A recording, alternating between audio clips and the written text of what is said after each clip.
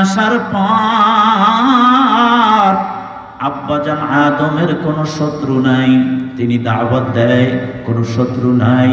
আল্লাহর আলো নিভিয়ে দেওয়ার জন্য কোনো শক্তি নাই, কোরআনের দাওয়াত বাধা দেওয়ার মতো কোনো শক্তি নাই। হঠাৎ পয়গম্বর আদম আলাইহিস সালামের পরিবারে তেনার নিজের সন্তান আল্লাহর বিরুদ্ধে দাঁড়িয়ে যায়। নাউজুবিল্লাহ, জোরে বলেন। সর্বপ্রথম আল্লাহর হুকুম অমান্য করার পর এই দুনিয়ার জমিনে সর্বপ্রথম আব্বাজান আদমের সন্তান হত্যা করেছিল ভাইকে। এই জন্য কিয়ামত পর্যন্ত যত মানুষ মানুষকে হত্যা করবে রে, এই হত্যার একটা গুনার অংশ আব্বাজান আদমের সন্তানের আমলনামায় দিবেন কে? নবী নূহ আলাইহিস সালাম জমিনে আসলাম, 950 বছর দাওয়াত দেয়, মাত্র 83 জন মানুষ ইসলাম গ্রহণ করলো, আর কেউ করে না।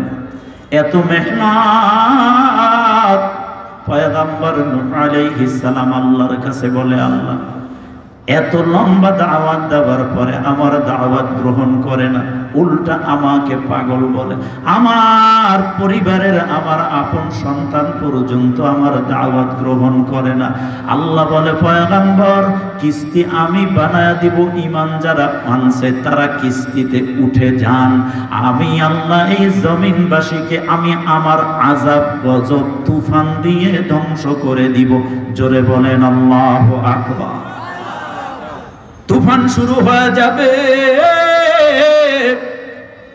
নবী নূহ আলাইহিস সালাম দাওয়াত দেয়, ও আমার কওম, আমার জাতি, আয় কালিমা পড়, ইসলাম গ্রহণ কর, নৌকাতে ওঠ, আল্লাহর আযাবের তুফান শুরু হবে।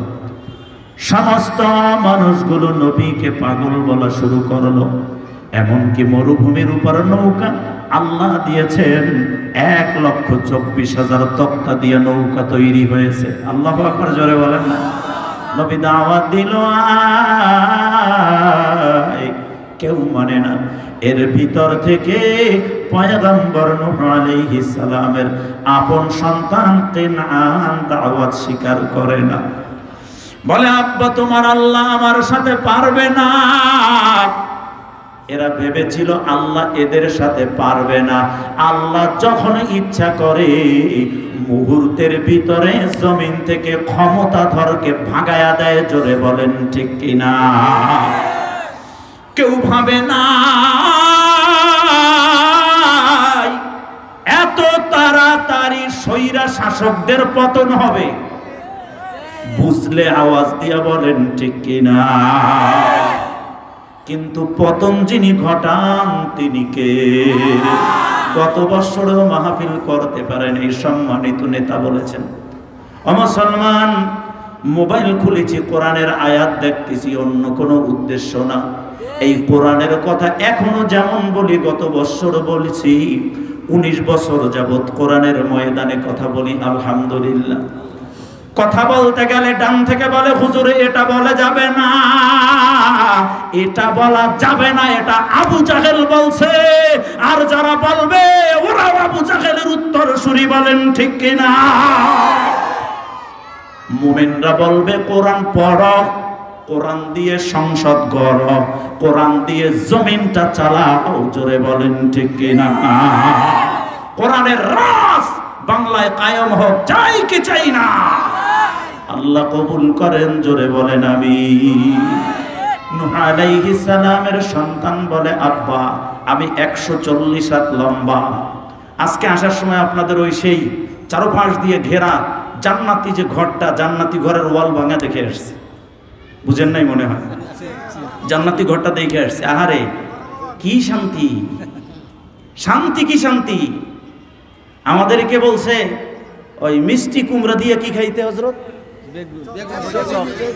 বেগুনি খাইতে বলছে। আর তিনি ওখানে অর্গানিক খাবার চাষ করে খাইতেছে। কথা বলে না, কথা বলে না।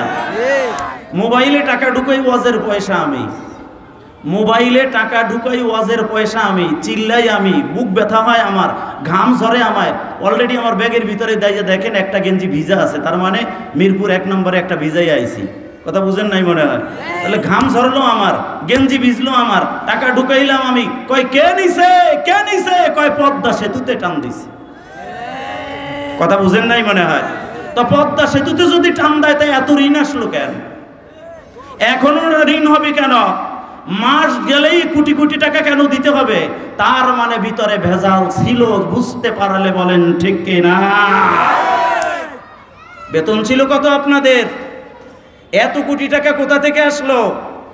যেই দেশের মানুষ এখন পর্যন্ত অভাব মুক্ত হয় নাই, সেই দেশের নেতাদের অ্যাকাউন্টে যদি ৩৬,০০০ কোটি টাকা পাওয়া যায় নামে বেনামে, মানে শালিরে ভালোবাসতে বাসতে ঢাকার 30 ফ্ল্যাটই কিনে দিছে। মানে ওইদিকে স্টেপ বাই স্টেপ দিতে দিতে দিতে দিতে বোন নামে, ছেলের নামে, মেয়ের নামে সবাইরে দিতে দিতে শালি আসছে, বায়না ধরছে, কি করবে? 30টা ফ্ল্যাট তো মাত্র মাত্র 19 বছর কইরা একটা গাড়ি কিনতে পারি না, শ্রমের টাকা তো কন্ট্রাক্ট চাহিদা করি না, অগ্রিম 10,000 নেই না, যা দেয় ওইটা নিয়ে বাপ মা, ভাই বোন, আত্মীয় স্বজন, প্রতিষ্ঠান, ধর্মীয় প্রতিষ্ঠান, দান সদকার মাধ্যমে চলছি। 19 বছরে একটা গাড়ি কিনতে পারলাম না, আর তোমরা মাত্র মেম্বার আর চেয়ারম্যান, কমিশনার আর এমপি হওয়ার পর রাতারাতি বেগম পাড়ায় বাড়ি হয় কেমনে? আর জাতি জানতে চায়, জোরে বলো ঠিক কিনা? এইটা বললেই কয় মাহফিল করা যাবে না, সেদিন শেষ। কথা বলেন না কেন? আওয়াজ দিয়ে বলেন সেদিন। আজ আমরা স্বাভাবিকভাবে বলতে চাই, প্রিয় জাতীয় নেতা, আপনাদের কদমে হাত রেখে বলতে চাই, পূর্বের আলামত দিয়ে, পূর্বের শাসন দিয়ে, রব্বে কারিমের ফয়সালা, কুদরতি গজবের নমুনা দেখে আপনারা যারা দেশ চালানোর স্বপ্ন দেখছেন, আপনারাও এখান থেকে শিখে তওবার মাধ্যমে এদেশে উলামায়ে কেরামের সাথে থেকেই দেশ চালানোর পরিকল্পনা করেন। মৃত্যু পর্যন্ত সম্মান নিয়ে বাঁচতে পারবেন। আর আলেমদেরকে মাইনাস করে যারা এই দেশে আলেম বিরোধী সংগ্রাম চালিয়ে রাষ্ট্রে যেতে চায়, কশ্চিনকালেও সম্ভব না। আর একটু জোরে বলেন ঠিক কিনা? হ্যাঁ, নূহ নবীর ছেলে কেনান বলছিল, আব্বা 140 হাত লম্বা আমি। আপনার আল্লাহ, নাউজুবিল্লাহ বলেন, আপনার আল্লাহ যদি গজব দেয়, যদি তুফান দেয়, সামনে যদি পাহাড়, আমি পাহাড়ের উপর উঠে যাব। আমি 140 হাত লম্বা, আপনার আল্লাহ আমাকে পারবে না। নাউজুবিল্লাহ বলেন। গজব শুরু হয়ে যায়। নবী তার সন্তানের মায়ায় পড়ে ডাক দেয়, আয় ওরে কালিমা পার, ইসলাম গ্রহণ কর, আয় নৌকার উপরে। কয় না বাবা।